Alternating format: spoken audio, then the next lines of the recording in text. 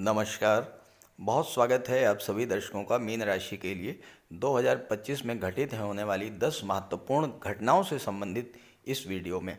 ये 10 घटनाएं तो 2025 में घटित होकर ही रहेंगी, लिख कर रख लें। जी हाँ, जब भी ग्रह राशि परिवर्तन करते हैं उसका बहुत बड़ा प्रभाव हमारे जीवन पर पड़ता है। जन्म कुंडली तो एक बार बन गई तो पूरे जीवन भर के लिए बन गई, जबकि गोचर कुंडली जब भी कोई ग्रह राशि परिवर्तन करता है तो उसी के अनुसार बदलती रहती है। जब गोचर में बदलाव होता है तो उसका प्रभाव हमारे जीवन पर पड़ता ही है। ये बात अलग है अच्छा या खराब प्रभाव। तो गोचर के आधार पर मीन राशि के लिए 2025 में कब कब कौन कौन सी महत्वपूर्ण घटनाएं घटित होंगी, इसी का विश्लेषण करेंगे इस वीडियो में। ज्योतिष हमें यही सिखाता है कि जब कोई अच्छी घटना घटित होने वाली है तो पूरा प्रयास करके उसका ज़्यादा से ज़्यादा लाभ लेना चाहिए, और अगर कोई अशुभ घटना घटित होने वाली है तो पहले से पूरी सावधानी बरतते हुए ख़राब समय को काट देना चाहिए। इसी उद्देश्य से ये वीडियो अपलोड कर रहा हूँ ताकि आपको पहले से जानकारी रहे कि आपके जीवन में कब कौन सी घटना घटित होने वाली है और आप उसी के अनुसार अपनी प्लानिंग पहले से कर लें। पूरा वीडियो बहुत ही महत्वपूर्ण है, ध्यान से देखिएगा और अपने साथियों को, अपने मित्रों को भी ज़रूर शेयर कीजिएगा। ये विश्लेषण आपकी चंद्र राशि के आधार पर किया जा रहा है। तो ये है मीन राशि के जातकों की कुंडली। आपके राशि के स्वामी हैं देवगुरु बृहस्पति, जो वर्तमान में तीसरे भाव में गोचर कर रहे हैं। 14 मई को चौथे भाव में, 18 अक्टूबर को पाँचवें भाव में और 5 दिसंबर को पुनः चौथे भाव में आ जाएंगे। शनिदेव 12वें भाव में गोचर कर रहे हैं, 29 मार्च को लग्न में आ जाएंगे। राहु 29 मई को 12वें भाव में चले जाएंगे और केतु 29 मई को छठे भाव में आ जाएंगे। इसके अलावा सूर्य, बुध, शुक्र और मंगल ये हर महीने राशि परिवर्तन करते रहेंगे और इसी के आधार पर 10 महत्वपूर्ण घटनाओं की भविष्यवाणी मैं करने जा रहा हूँ। पहली घटना देखिए, आपके जीवन में शनि के 7.5 का प्रथम चरण गतिमान है और शनि 29 मार्च को राशि परिवर्तन करके लग्न में आ जाएंगे और जब लग्न में आ जाएंगे तो 7.5 का प्रथम चरण समाप्त हो जाएगा। तो जनवरी की शुरुआत से ही 7.5 के प्रथम चरण के समाप्त होने के जो शुभ फल हैं वो प्राप्त होने शुरू हो जाएंगे।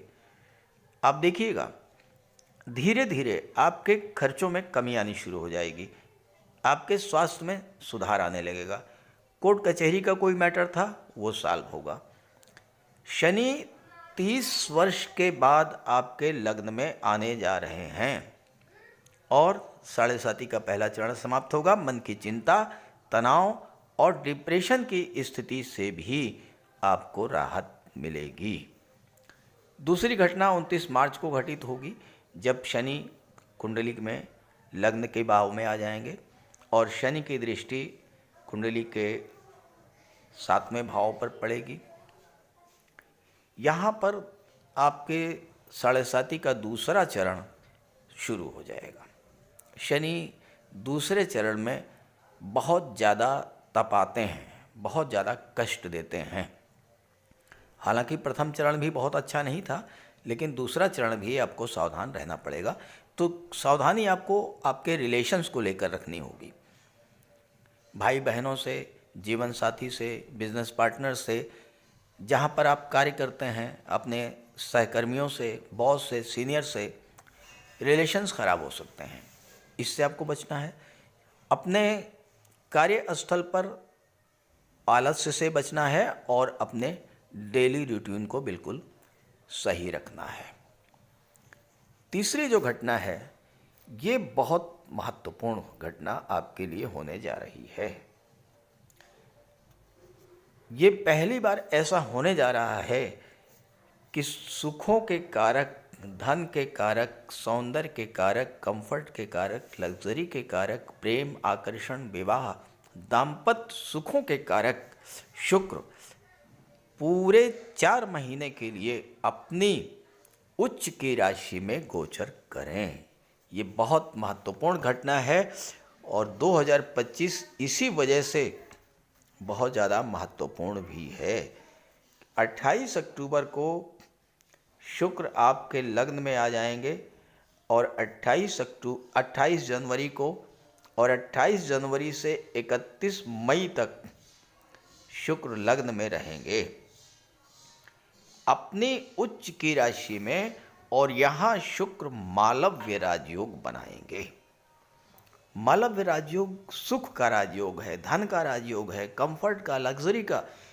ये यहाँ पर शुक्र के साथ 2 महीने राहु भी, 31 मई तक शुक्र रहेंगे, 29 मई तक राहु रहेंगे। शुक्र राहु का अपार धन योग भी बनेगा। 7वें भाव पर दृष्टि पड़ेगी तो विवाह का प्रबल योग बनेगा। अब विवाह के इच्छुक हैं तो 31 मई तक का समय आपके लिए बेहद अनुकूल है। प्रयास कीजिए, सफलता मिलेगी। जीवन साथी के साथ रिश्ते खराब हो रहे थे, उन रिश्तों में सुधार आएगा। सुखों में वृद्धि होगी। आपकी कोई पुरानी इच्छा इस समय पूरी हो सकती है। कोई लग्जरी आइटम आप इस समय खरीद सकते हैं, घर का रेनोवेशन करा सकते हैं। आपका डूबा हुआ पैसा आपको इस समय मिल सकता है। ससुराल से संबंध बना करके रखेंगे, बहुत बेहतर लाभ आपको प्राप्त होगा। चौथी घटना आपके राशि के स्वामी देवगुरु से संबंध रखती है।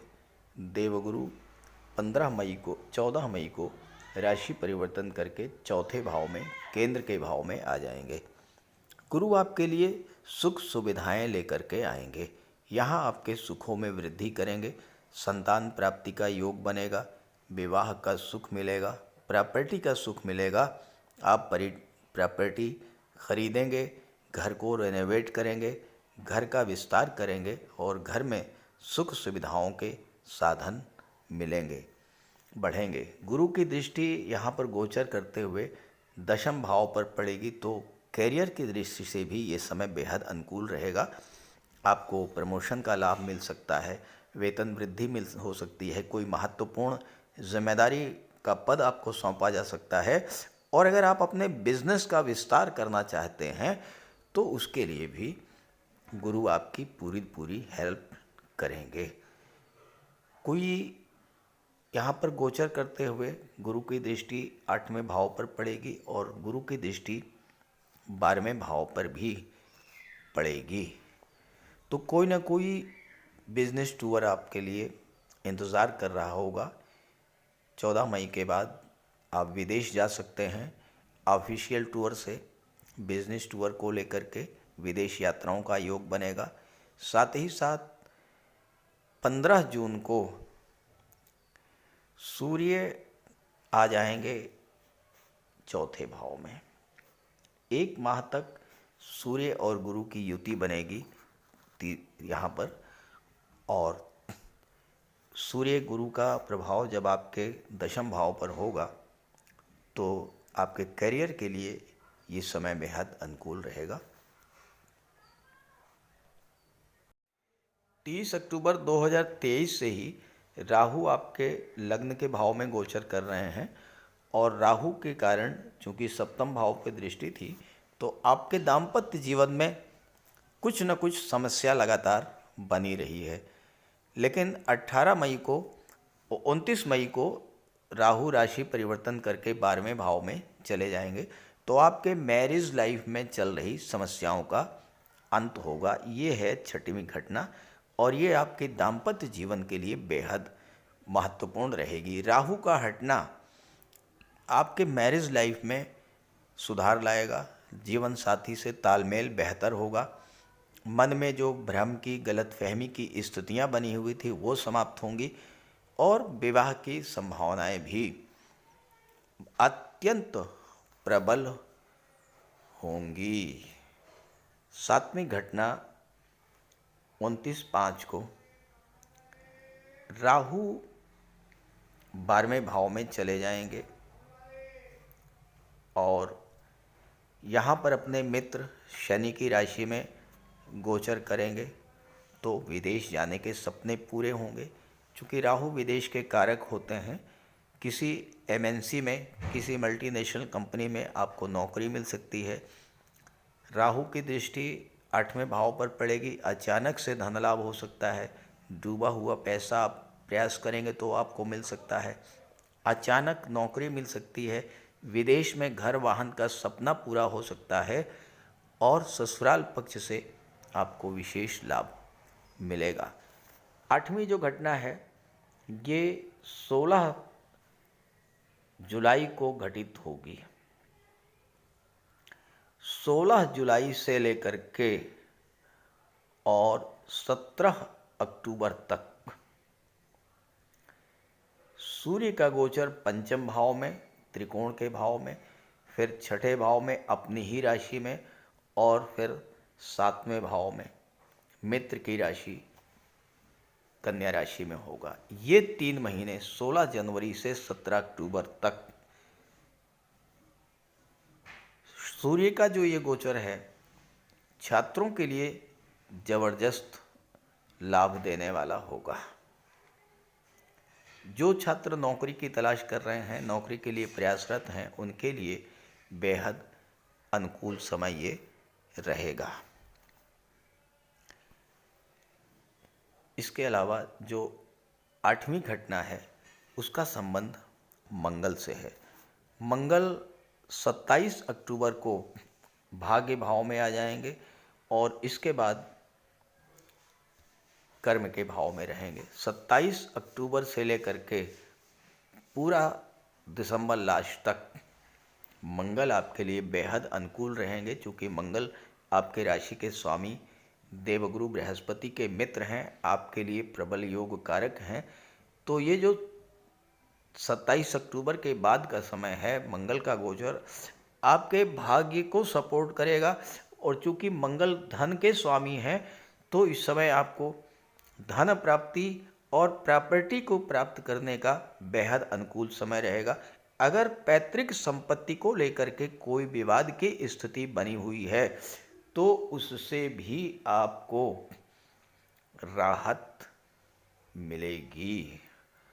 और 10वीं जो घटना है इसका संबंध दैत्य गुरु शुक्र से है।